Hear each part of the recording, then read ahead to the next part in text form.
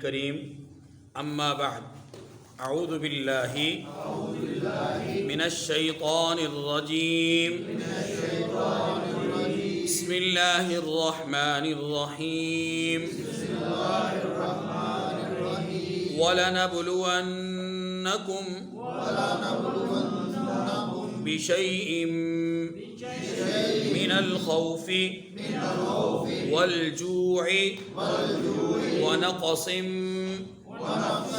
من الأموال والأنفس والثمرات وبشر الصابرين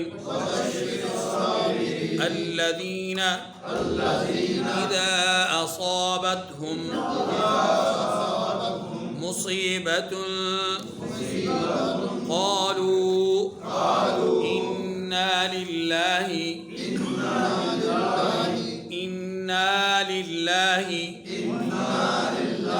وإنا إليه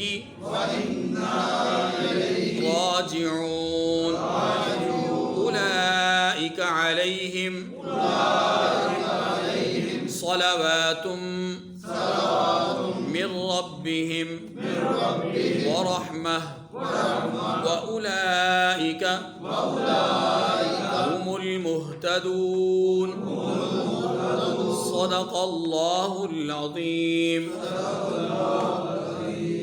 سورہ بقرہ کی آیت نمبر 155 سے آیت نمبر 157 تک 3 آیات کریمہ ہم نے تلاوت کی ہیں۔ ان آیات کریمہ میں اللہ تبارک و تعالی نے اسی موضوع کو جو گزشتہ 2 آیات سے بلکہ 3 آیات سے چل رہا ہے، اور وہ موضوع اور عنوان ہے صبر کے حوالے سے آج کی اس نشست میں بھی کچھ بات ہوگی۔ صبر کے 3 معنی بتائے تھے۔ مصیبت پر صبر کرنا، اللہ کے حکموں کو ماننے کے اعتبار سے صبر کرنا کہ ان کو ماننا اور ان پر مشقتوں کو برداشت کرنا، اور اسی طریقے سے کوئی گناہ سامنے ہو اس گناہ سے اپنے آپ کو روکنا، صبر کا یہ بھی ایک معنی تھا۔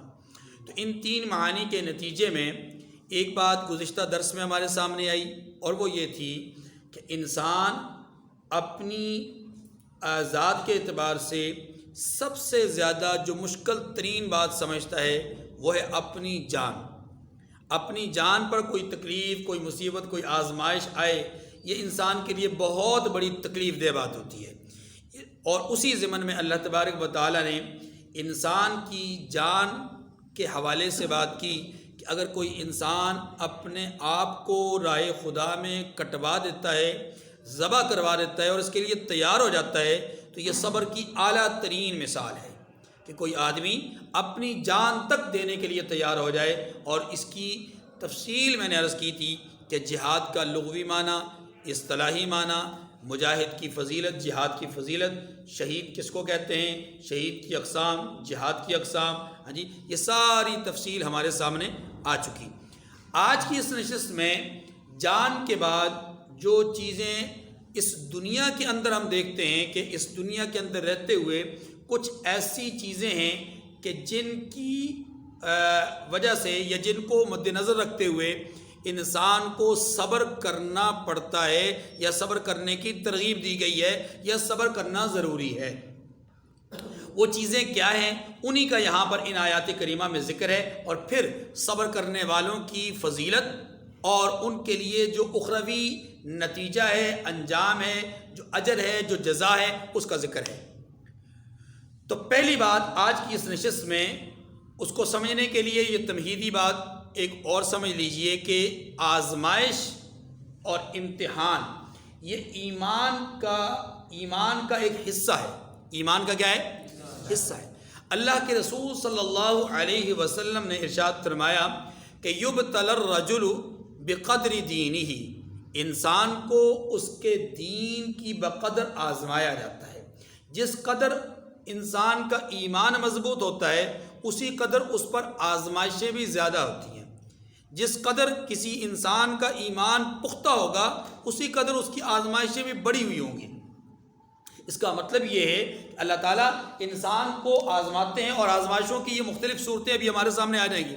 صحابہ کرام رضوان اللہ علیہ مجمعین کو اگر ہم دیکھیں تو وہ جماعت ہے جو اس کائنات میں سب سے اونچے معیار کے ایمان والے لوگ ہیں، بلکہ یوں کہا جائے کہ ان کے ایمان کو دوسروں کے لیے معیار قرار دیا، ان کے ایمان کو دوسروں کے لیے معیار قرار دیا، اس لیے وہ انبیاء کے بعد سب سے اونچے رتبے والے لوگ ہیں کہ جن کا ایمان اللہ کو سب سے زیادہ محبوب ترین تھا۔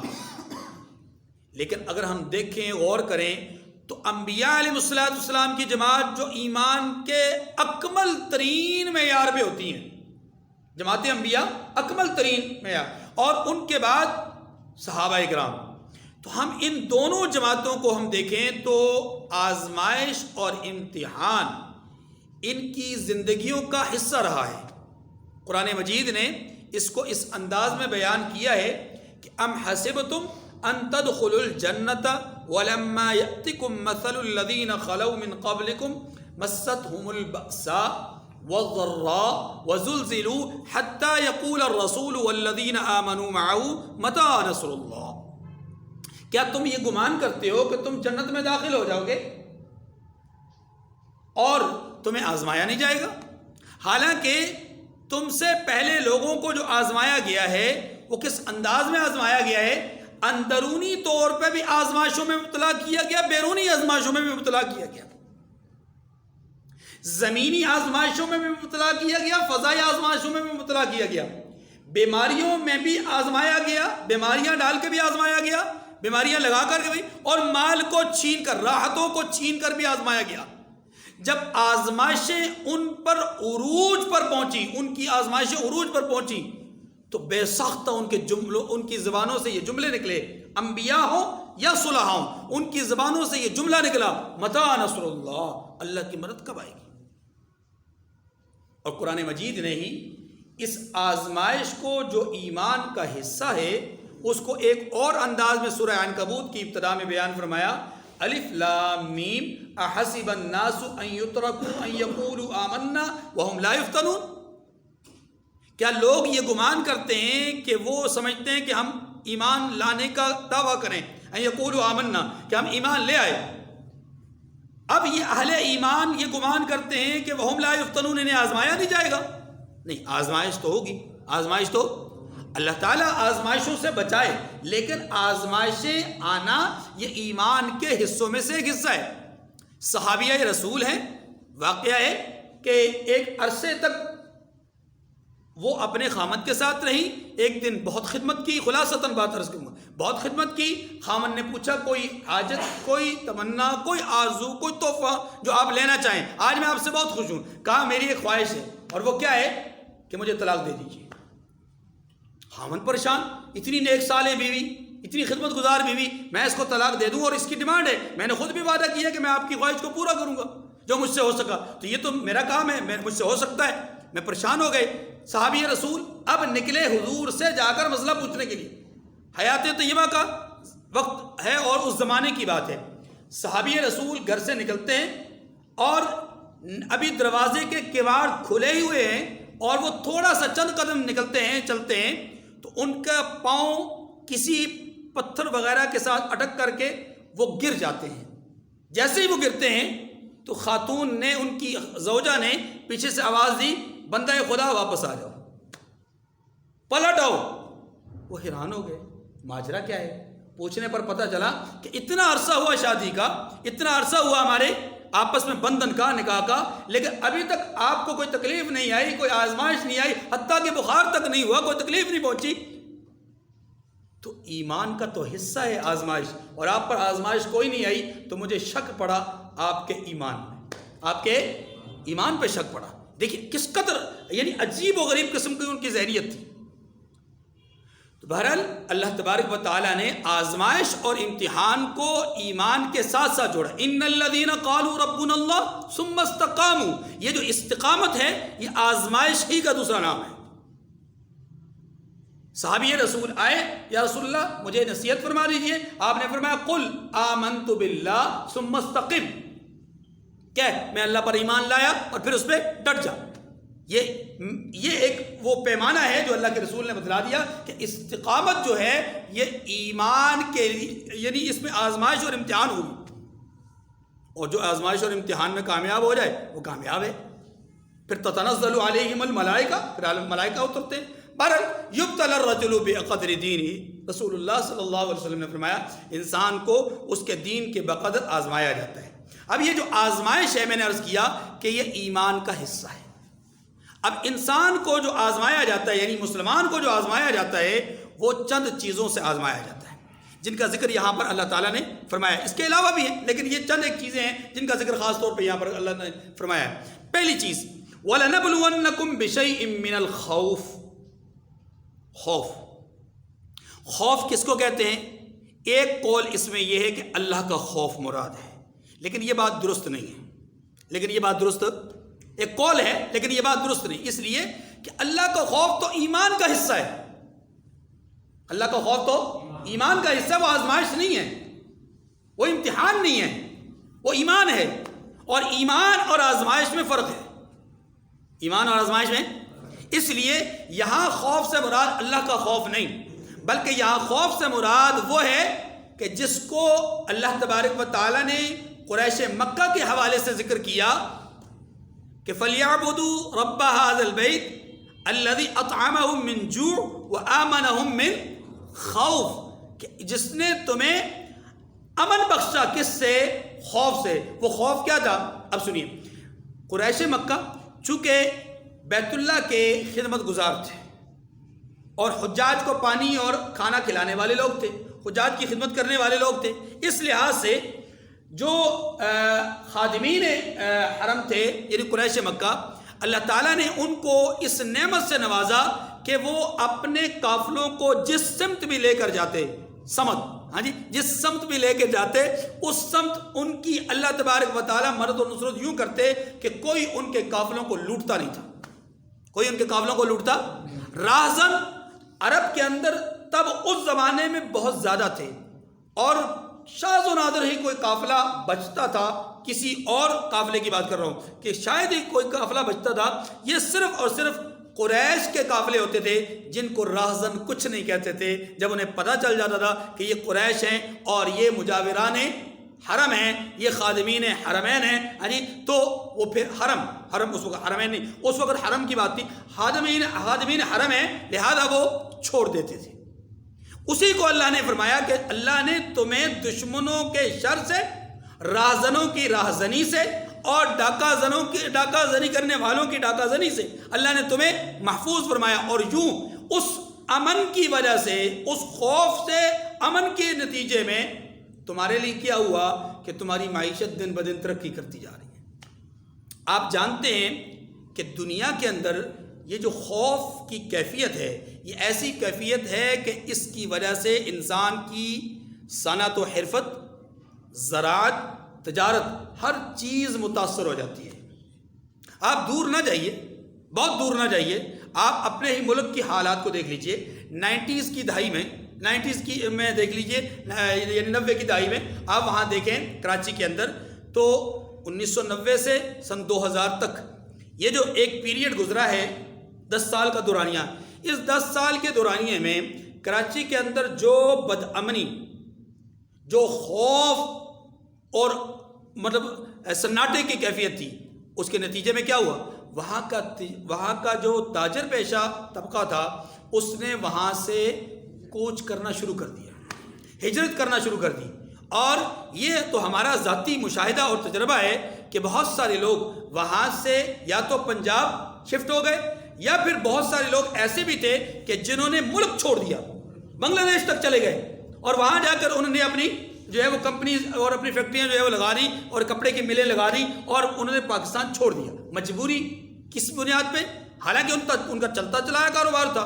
پرابلم کیا تھا؟ پرابلم وہ بھتہ خوری، وہ خوف جو دشمن کا، اور وہ خوف جو انسانوں پر قائم ہو گیا۔ اسی خوف کو اللہ نے فرمایا وَلَنَبْلُوَنَّكُمْ بِشَيْءٍ مِّنَ الْخَوْفِ، اللہ تمہیں خوف کے ذریعے سے آزمائے گی، آزمائش آئے گی خوف کے ذریعے سے۔ یہ خوف، یہ جو دشمن کا خوف ہوتا ہے، اب دشمن دو طرح کا ہوتا ہے۔ ایک دشمن وہ ہوتا ہے جو راہزن کی صورت میں ہو، ڈاکو کی صورت میں، ایک دشمن وہ ہوتا ہے جو دین کا دشمن ہوتا ہے، یہاں دونوں مراد ہیں. یہاں کون سے مراد ہیں؟ دونوں مراد ہیں کہ دونوں ہی قسم کے دشمنوں کے خوف کی وجہ سے اللہ تمہیں آزمائیں گے. یعنی ان دونوں کا خوف تمہارے اوپر مسلط کر کے تمہیں آزمائیں گے. اور یہ آزمائش صرف ایک آزمائش کی حد تک ہے. جو اس آزمائش میں کامیاب ہو گیا وہ اللہ کے نزدیک سرخرو ہو گیا, اور جو اس آزمائش میں ناکام ہوا وہ ناکام ہو گیا. یہاں پر خوف سے مراد بیرونی خوف ہے, جس کو میں نے عرض کیا دشمن کا خوف, چاہے وہ دشمن راہزن کی صورت میں ہو, ڈاکو کی صورت میں ہو, چاہے وہ دشمن اللہ کے دین کا دشمن ہو اور اس کی صورت میں ہو. ٹھیک ہے. دوسری چیز والجوع, بھوک. بھوک, اس کو سمجھنے سے پہلے ایک بات سمجھیے گا, اور وہ یہ کہ غذا, کھانا پینا, خوراک, یہ تمام کے تمام حیوانات یعنی تمام جانداروں کی ضرورت ہے. تمام جانداروں کی زندگی خوراک سے وابستہ ہے, چاہے وہ ادنا درجے کے خوراک اپنا جانور ہوں, چاہے وہ چھوٹے چھوٹے کیڑے ہوں, چاہے وہ بڑے سے بڑا جانور ہاتھی, اونٹ یا اس طرح کی بڑی بڑی چیزیں ہوں, ہاں جی, چاہے وہ ذی عقل حیوان ہو جس کو ہم انسان کہتے ہیں, چاہے وہ ذی شعور حیوانات ہو جیسے عام حیوانات ہوتے ہیں, ان میں عقل تو نہیں ہوتی لیکن شعور ہوتا ہے, احساس ہوتا ہے. تو کوئی بھی قسم ہو حیوانات کی, تمام کے تمام حیوانات وہ رزق کے حوالے سے, غذا کے حوالے سے, خوراک کے حوالے سے وہ محتاج ہوتے ہیں. یعنی اپنی زندگی کو کہ ان کی زندگی کی وابستگی کس سے ہوتی ہے؟ ان چیزوں سے ہوتی ہے. حتیٰ کہ انبیاء علیہم الصلاۃ والسلام جو انسانیت کے سب سے بلند ترین معیار پر ہیں, اور رتبے کے اعتبار سے بھی, روحانیت کے اعتبار سے بھی, تقوی اور بزرگی کے اعتبار سے بھی, ہاں جی, اللہ سے قربت کے اعتبار سے بھی سب سے اونچا مرتبہ, جن کے قریب قریب بھی کسی کا رتبہ نہیں ہو سکتا, ان کے متعلق بھی قرآن پاک نے ارشاد فرمایا وما جعلناہم جسدا لا یأکلون الطعام, ہم نے ان کو ایسے ہی جسم عطا فرمائے کہ وہ دنیا میں خوراک استعمال کیا کرتے تھے, غذاؤں کا استعمال کرتے تھے. اور مشرکین ہر زمانے میں اپنے اپنے وقت کے نبی کو یہی کہا کرتے تھے کہ ان لوگوں کو کیا ہوا کہ یہ دعویٰ تو کرتے ہیں نبوت کا اور چلتے ہیں ہمارے ساتھ بازاروں میں, دعویٰ تو کرتے ہیں نبوت کا اور کھاتے ہیں ہماری طرح کا کھانا, دعویٰ کرتے ہیں نبوت کا اور جیتے ہیں ہماری طرح کی زندگی, تو یہ نبی تو نہیں ہو سکتے کیونکہ نبی تو ہم سے کوئی اوپر کی بالائی مخلوق ہونی چاہیے, یہ ان کا ایک تصور تھا. لیکن اللہ تبارک و تعالیٰ نے اس بات کو رد فرمایا کیونکہ انبیاء علیہ الصلوۃ والسلام شرف انسانیت کے اعلیٰ ترین مرتبے پر فائز ہیں, لیکن چونکہ وہ بھی انسان ہیں لہذا ان کو بھی ضروریات ہیں خوراک کی اور مطلب غذاؤں کی اور اس طرح کی چیزوں کی, لہذا ان کے اوپر کسی قسم کا اعتراض نہیں کیا جا سکتا, نہ ہی وہ اس سے مستثنا ہیں. ان کو بھی اللہ تعالیٰ نے اسی میں شامل فرمایا. حتیٰ کہ ہم ایسے واقعات پڑھتے ہیں جیسے رسول اللہ صلی اللہ علیہ وسلم کا وہ واقعہ, حضرت ابو ہریرہ رضی اللہ تعالیٰ عنہ کو حضور نے فرمایا کہ یہ دودھ کا پیالہ سب کو پلاؤ, سب کو پلایا, خود آخر میں حضرت صلی اللہ علیہ وسلم نے خود استعمال فرمایا, نوش فرمایا.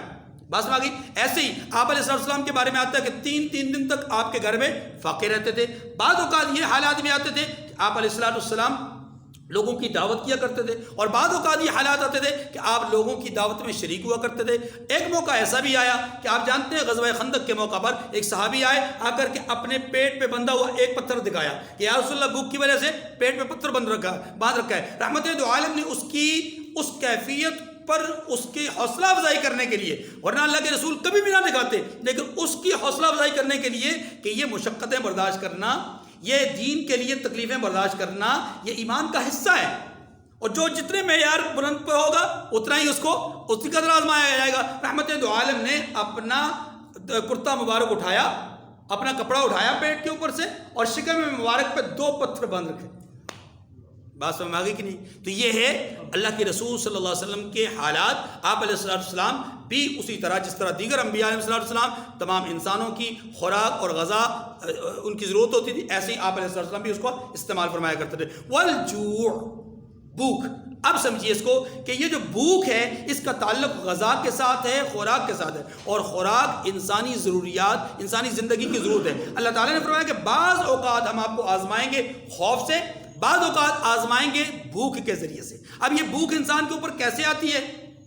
اس کے مختلف اسباب ہو سکتے ہیں. مثلا زلزلے آئے اور انسان کا جو معاشی نظام ہے وہ درم برم ہو جائے, سیلاب آئے اور انسان کی فصلیں، کھڑی فصلیں تباہ ہو جائیں، اس کا چلتا چلایا کاروبار جو ہے وہ تباہ و برباد ہو جائے، طوفان آئے، آندھی آئے، ان چیزوں کی وجہ سے انسان کو نقصان ہو جائے، یا اچانک کوئی حادثہ پیش آ جائے اور اس کا اسباب معیشت جو ہے وہ جل کر راکھ ہو جائے، کوئی ایسی صورت پہ بہت ساری صورتیں ہو سکتی ہیں، ان تمام صورتوں کے نتیجے میں انسان پر بھوک اور افلاس کی کیفیت طاری ہو سکتی ہے، یہاں تک کہ قحط سالی ایک صورت ہے، بالکل بارشیں نہ ہو، ہاں جی یہ بھی ایک صورت ہوتی ہے۔ ان تمام صورتوں کے نتیجے میں کیا ہوتا ہے؟ انسان پر بھوک کی کیفیت طاری ہوتی ہے، بھوک کی۔ یہاں پر ایک قول یہ کہا گیا کہ بھوک سے مراد روزہ ہے، لیکن یہ بات ذہن میں رکھیے گا، یہاں روزہ مراد نہیں ہے۔ جن حضرات نے یہ کہا ہے ان حضرات سے سب ہوا ہے، یہ روزہ یہاں مراد، کیونکہ روزہ ایک عبادت ہے، روزہ ایک عبادت ہے، آزمائش نہیں، تو فرق سب۔ ہاں البتہ اس آزمائش کو اللہ تبارک و تعالیٰ ایک اور عبادت کے اندر پیدا فرما سکتے ہیں، اور اس کے اندر امکان موجود ہے، اور اس سفر وہ کیا ہے کہ حالت جہاد میں انسان بھوک کا شکار ہو جائے، جیسا کہ حضرت سعد بن ابی وقاص رضی اللہ تعالیٰ عنہ کی ایک روایت ہے، کہتے ہیں ہم نے کئی موقعوں پر ایسا بھی پایا، یعنی ایسے حالات بھی پائے کہ ہمارے پاس کھانے کے لیے کچھ نہ تھا تو ہم نے درختوں کے پتوں کو منہ میں رکھ کر چبایا۔ بات سمجھ گئی؟ یہ بھوک کے حالات آتے ہیں، لیکن یاد رکھیے ان حالات کا جہاد کی عبادت سے ڈائریکٹ کوئی تعلق نہیں۔ روزہ بذات خود بھوکا رہنا وہاں عبادت ہے، جہاد میں بھوکا رہنا عبادت نہیں ہے، جہاد کرنا عبادت ہے۔ ہاں جہاد کے راستے میں جو تکلیفیں آئیں گی، آزمائشیں آئیں گی، وہ اور آزمائشیں ہیں، انہی میں سے ایک آزمائش بھوک بھی ہے۔ دونوں میں فرق ہے، ورنہ کوئی کسی کے ذہن میں یہ بات نہ آئے کہ جی جہاد بھی تو عبادت ہے، بھائی عبادت ہے، لیکن یہاں مسئلہ جہاد کا نہیں ہے، جہاد کے راستے میں پیش آنے والی مشکلات کا ہے، اور وہ تو آزمائش ہے، وہ آزمائش ہو سکتی ہے۔ تو بھوک یہاں پر جہاد کے راستے میں پیش آنے والی بھوک وہ بھی مراد ہو سکتی ہے، اور یہاں پر جیسا کہ ایک قول میں نے عرض کیا اگرچہ اس کا کوئی اعتبار نہیں ہے، میں نے کہا روزہ، اور تیسرا قول یہ ہے کہ جو عمومی فضا ہے وہ یہ کہ کسی بھی طرح کے ایسے حالات پیدا ہو جائیں کہ انسان کے پاس کھانا پینا نہ رہے تو یہ بھی بھوک کی ایک صورت ہے، اور یہی سب سے زیادہ معروف صورت ہے اور جانی پہچانی صورت ہے اور آسان سمجھنے میں آسان صورت ہے۔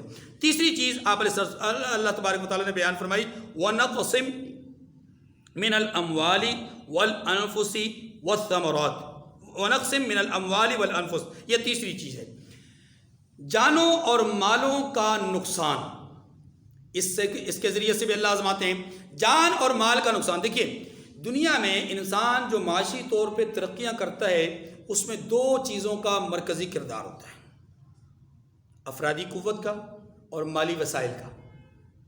انسان جو دنیا میں ترقی کرتا ہے، کہتے ہیں پیسہ پیسے کو کھینچتا ہے، تو صرف پیسہ ہی پیسے کو نہیں کھینچتا، اس کے ساتھ افرادی قوت بھی ہوتی ہے، انسانی ذہن اور انسانی صلاحیتیں بھی موجود ہوتی ہیں۔ صرف پیسے کو رکھ لیں پھر دوسرے پیسے کے ساتھ پیسہ پیسے کو نہیں کھینچے گا، کھینچنے کے لیے بھی کسی کی عقل چاہیے ہوگی کہ کیسے کھینچنا، کیسے، ہاں جی، اس کے ساتھ مقناطیس لگانا ہے یا دھاگے کے ساتھ کھینچنا ہے یا کسی ہنرمندی کے ذریعے سے کھینچنا ہے، تجارت کے ذریعے سے کھینچنا کیسے ہے، یہ بھی تو ایک معاملہ ہے۔ اس لیے جیسے کہا جاتا ہے کہ نقل بھی عقل سے ہوتی ہے، ایسے ہی یہ بھی ایک محاورہ ہے، لیکن اس محاورے کو عملی جامہ پہنانے کے لیے افرادی قوت کی ضرورت ہے، افرادی صلاحیت کی، یعنی انسانی صلاحیت کی ضرورت ہے۔ اسی کو اللہ تبارک و تعالیٰ نے فرمایا کہ بعض اوقات اللہ تمہیں آزمائیں گے تمہارے افرادی قوت میں کمی پیدا کر کے، یا تمہارے مالی وسائل میں کمی پیدا کر کے۔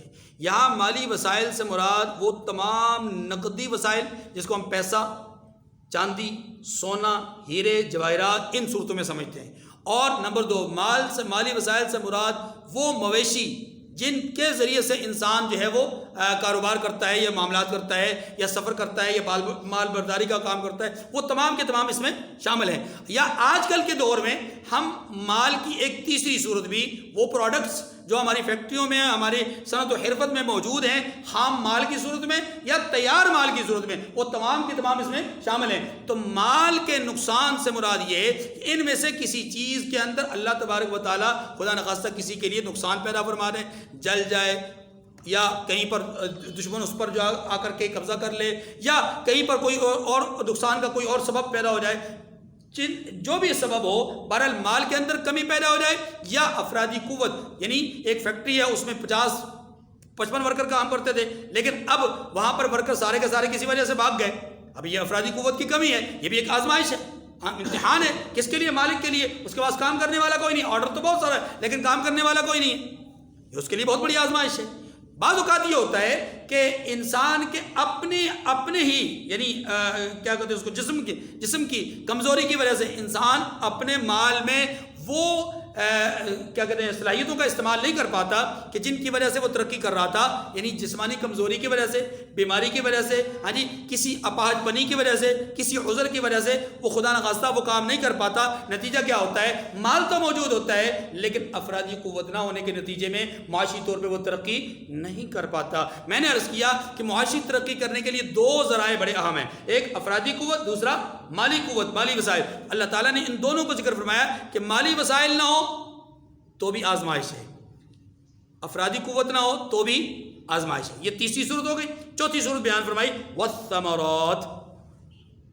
فرمایا اللہ تبارک و تعالیٰ تمہیں بعض اوقات پھلوں کے ذریعے سے آزمائیں گے. پھلوں کے یہاں 2 معنی کیے جا سکتے ہیں، کیے گئے ہیں. ایک معنی پھل سے یہ کیا گیا اولاد. کیا کیا گیا جی؟ اولاد.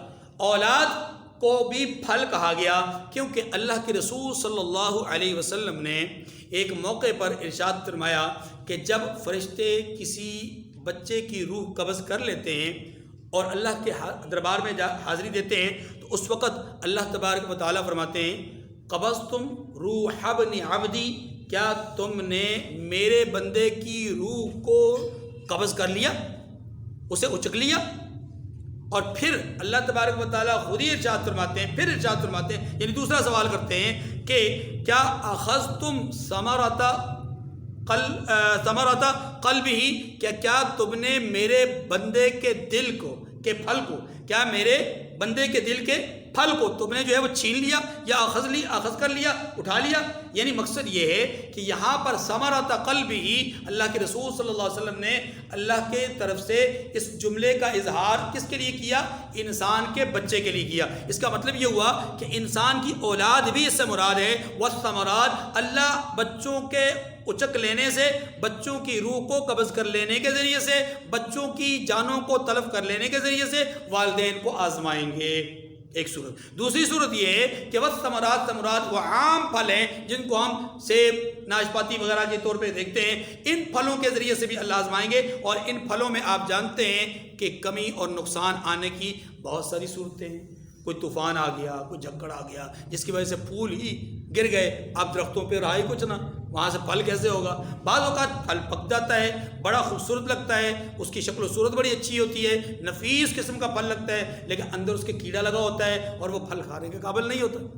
بعض اوقات پھل کیڑا بھی نہیں لگا ہوتا لیکن ذائقے کے اعتبار سے اتنا بد ذائقہ ہوتا ہے کہ اسے لوگ جو ہے وہ ایک ہی کش لگانے کے بعد، یعنی ایک ہی جو ہے وہ اس کا چکیا لگانے کے بعد یا ایک ہی لقمہ لینے کے بعد جو ہے اس پھل کو پھینک دیتے ہیں. اس سے معلوم ہوا کہ بعض اوقات پھلوں کے اندر جو نقصان آتا ہے وہ نقصان خارجی ہوتا ہے، بعض اوقات وہ نقصان داخلی ہوتا ہے، لیکن اس نقصان کی بنیاد پہ اللہ تعالیٰ انسانوں کو آزماتے ہیں. آزمائش کی یہ 4 صورتیں بیان فرمائی انسانوں کے لیے. پہلے فرمایا انسان کی جان اس کے لیے بڑی آزمائش ہے، اور وہ جان جب انسان اللہ کی راہ میں خرچ کرتا ہے تو اس سے مقدس ترین صبر کرنے والا کوئی نہیں. اس لیے فرمایا اس جان کے یعنی تلف کرنے والے کو، یعنی یہ جان اللہ کی راہ میں جس نے پیش کر دی، اس جان کو تم مردہ مت کہنا، وہ میرے نزدیک زندہ ہے. بل احیاء ولکن لا تشعرون، بل احیاء عند ربهم يرزقون. دوسرے مقام پر فرمایا ولا تحسبن الذين قتلوا في سبيل الله امواتا، کہ تم انہیں مردہ گمان مت کرو. یہاں کہا گیا ولا تقولوا لمن يقتل، ان کو مردہ مت کہو. وہاں کہا گیا گمان ہی مت کرنا، کہنا بڑی دور کی بات ہے، گمان بھی نہ کرنا. کیوں؟ اس لیے کہ وہ اللہ کے ہاں کھاتے ہیں، پیتے ہیں، جیتے جاگتے ہیں، ان کی زندگی ہے. لہٰذا یہ تو بہت اونچا مقام ہے. لیکن جنہوں نے جان نہیں دی اور کئی صورتوں میں ان کو آزمایا گیا، خوف کے ذریعے سے آزمایا گیا، بھوک کے ذریعے سے آزمایا گیا، جان اور مال میں کمی کے ذریعے سے آزمایا گیا، یا پھلوں کے ذریعے سے آزمایا گیا. فرمایا اگر انہوں نے صبر کا دامن نہیں چھوڑا، جس کی میں نے اصل صورت بتائی تھی کہ صبر کیا ہوتا ہے. صبر ان آزمائشوں میں یہ ہوتا ہے کہ انسان پر کوئی مصیبت آئے، آفت آئے، تکلیف آئے، اس مصیبت اور اس آفت کو اللہ کی جانب سے سمجھتے ہوئے اس پر ناواویلا کرے، نہ شکوہ کرے، نہ شکایت کرے، نہ آہ و فغاں کرے، بس بلکہ اس کو اللہ کی طرف سے حکم جانتے ہوئے اس پر راضی ہو جائے۔ تو اللہ فرماتے ہیں ایسے لوگوں کے لیے کیا حکم ہے، ہمارا کیا فیصلہ ہے؟ فرمایا وبشر الصابرین، یہ صبر کرنے والے ہیں، لہذا ایسے صابرین کے لیے کیا ہے؟ بشارتیں ہیں۔ کون ہے صابرین؟ اس کے بارے میں آگے آ رہا ہے۔ دیکھیے پہلی آیت کا ذرا ترجمہ پھر پڑھ لیجیے۔ وَلَنَبْلُوَنَّكُمْ بِشَيْءٍ مِّنَ الْخَوْفِ وَالْجُوعِ وَنَقْصٍ مِّنَ الْأَمْوَالِ وَالْأَنفُسِ وَالثَّمَرَاتِ وَبَشِّرِ الصَّابِرِينَ، اور ہم کسی قدر خوف اور بھوک اور مال اور جانوں اور میووں کے نقصان سے تمہاری آزمائش کریں گے، آزمائیں گے۔ یہ اللہ کا ایک اللہ کی طرف سے خبر ہے، ٹھیک ہے؟ یاد رکھیے یہ آزمانا اختیار خداوندی میں ہے، قانون اور ضابطہ نہیں، قانون اور ضابطہ نہیں، یہ بات ذہن رکھیے گا۔ قانون اور ضابطہ ہوتا تو پھر ہر انسان کو ان چاروں آزمائشوں سے گزر کر جانا پڑتا، لیکن ایسا نہیں ہے۔ بہت سارے لوگ نہیں آزمائے جاتے، یا بہت سارے لوگ بہت زیادہ آزمائے جاتے ہیں، اور بہت سارے لوگ تھوڑے آزمائے جاتے ہیں۔ بہت ساروں میں ایسے ہوتا ہے کہ ایک آزمائش آتی ہے 3 نہیں آتی، کئیوں میں 3 آتی ہیں 1 نہیں آتی۔ بات سمجھ نہیں ہے؟ اس 4 جو صورتیں بیان فرمائی ہیں، ان چاروں صورتوں کو یوں کہا جائے گا یہ آزمائش اللہ کی طرف سے اختیاری ہوگی، بندے کا اختیار نہیں، اللہ کی طرف سے اختیاری ہے۔ اللہ چاہے گا تو آزمائے گا، چاہے گا تو نہیں آزمائے گا۔ بغیر آزمائش بھی اللہ سے ہماری تو دعا یہی ہونی چاہیے کہ یا اللہ بغیر آزمائش کے ہمیں کامیاب فرما دیں، ہم آزمائش کے قابل نہیں۔ فرمایا تو وبشر الصابرین، تو صبر کرنے والوں کو اللہ کی خوشنودی کی بشارت سنا دیجئے، خوشخبری سنا دیجئے۔ اب وہ صبر کرنے والے کون ہیں؟ فرمایا الذین اذا اصابتهم مصیبۃ قالوا انا للہ وانا الیہ راجعون، صبر کرنے والے وہ لوگ ہیں کہ جب ان لوگوں پر کوئی مصیبت واقع ہوتی ہے تو کہتے ہیں ہم اللہ ہی کا مال ہیں، انا للہ، ہم مال کس کا ہے؟ اللہ کا ہے، وَإِنَّا إِلَيْهِ رَاجِعُونَ، اور اسی کی طرف لوٹ کر جانے والے ہیں۔ یاد رکھیے ان کو الفاظ ترجیع کہتے ہیں، یعنی اِنَّا لِلَّهِ وَإِنَّا إِلَيْهِ رَاجِعُونَ پڑھنا۔ جو آدمی کسی بھی مصیبت کے پیش آنے پر ان الفاظ کو پڑھتا ہے وہ اللہ کے نزدیک بہت بڑا عمل کر رہا ہوتا ہے۔ حضرت عبداللہ ابن عباس رضی اللہ تعالیٰ عنہ کی ایک روایت ہے کہ اس روایت کے الفاظ یہ آتے ہیں کہ مجھے اگر ایک طرف بہت زیادہ نعمت اور دولت مل جائے اور دوسری طرف کسی آزمائش اور مصیبت کے آنے کے نتیجے میں یہ الفاظ میری زبان سے ادا ہو جائیں تو ان الفاظ کی ادائیگی ان مال اور دولت سے زیادہ بہتر ہے۔ کیوں؟ اس لیے کہ وہ زائل ہونے والے ہیں، وہ ختم ہونے والے ہیں، اور یہ الفاظ ختم ہونے والے نہیں ہیں، یعنی ان کا اجر باقی رہنے والا ہے۔ ان کو کہتے ہیں الفاظ ترجیح۔ رسول اللہ صلی اللہ علیہ وسلم نے ان الفاظ کے ساتھ ساتھ ایک دعا بھی ہمیں سکھلائی ہے کہ جب کوئی مصیبت آئے اس مصیبت کے وقت یہ الفاظ بھی پڑھیں، اور ان الفاظ کے پڑھنے سے انسان کو حوصلہ ملتا ہے، اور ایک دعا بھی کریں۔ وہ دعا کیا ہے؟ اللہم اجرنی فی مصیبتی، اے اللہ جس مصیبت میں مبتلا ہوا ہوں، جس آزمائش میں تو نے مجھے مبتلا کیا ہے، اے اللہ اس مصیبت میں، اس آزمائش میں مجھے اجر نصیب فرما۔ میں نے صبر کیا، مجھے اجر نصیب فرما، میں نے اس کو برداشت کیا، مجھے اس کو میں اجر نصیب، وَأَخْلِفْ لِي خَيْرًا مِّنْهَا، اور اے اللہ یہ جو آپ نے مجھ سے چھین لیا، یہ جو جس سے آپ نے مجھے محروم کر دیا، یہ جس میں آپ نے مجھے مبتلا کیا، جس کی وجہ سے میں تکلیف میں مبتلا ہوا، اس تکلیف کو اب خیر سے تبدیل فرما، اس آزمائش کو اب خیر سے تبدیل فرما، اس چھینی ہوئی نعمت کو اب جو ہے وہ پلٹا کر واپس دے، اور اس انداز میں دے کہ پہلے سے زیادہ بہتر ہو، پہلے سے زیادہ اچھا ہو، پہلے سے زیادہ عمدہ ہو۔ توجہ، حضرت ام سلمہ رضی اللہ تعالی عنہا ام المؤمنین ہیں، ام المؤمنین ہیں، کہتی ہیں کہ حضرت ابو سلمہ رضی اللہ تعالیٰ عنہ جو ان کے خاوند تھے، ان کا انتقال ہوا۔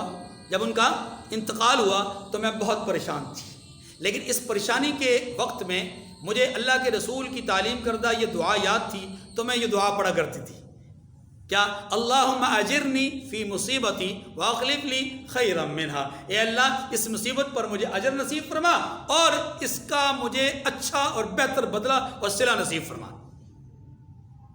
کہتے میں دعا پڑھتی رہی، پھر اللہ نے کیا کیا کہ مجھے ابو سلمہ سے زیادہ بہتر اور شاندار اور اعلیٰ ترین رشتہ اور تعلق اللہ نے نصیب فرمایا، اور وہ تعلق تھا نسبت محمد صلی اللہ علیہ وسلم۔ میں سوچتی تھی میرے ساتھ نکاح کون کرے گا، شادی کون کرے گا، میں دعا پڑھتی تھی، پھر اللہ تعالیٰ نے کیا کیا کہ میرا رشتہ جو ہے وہ حضور علیہ السلام سے کر دیا، جو ابو سلمہ سے بہت زیادہ اعلیٰ، عرفہ اور افضل ہے۔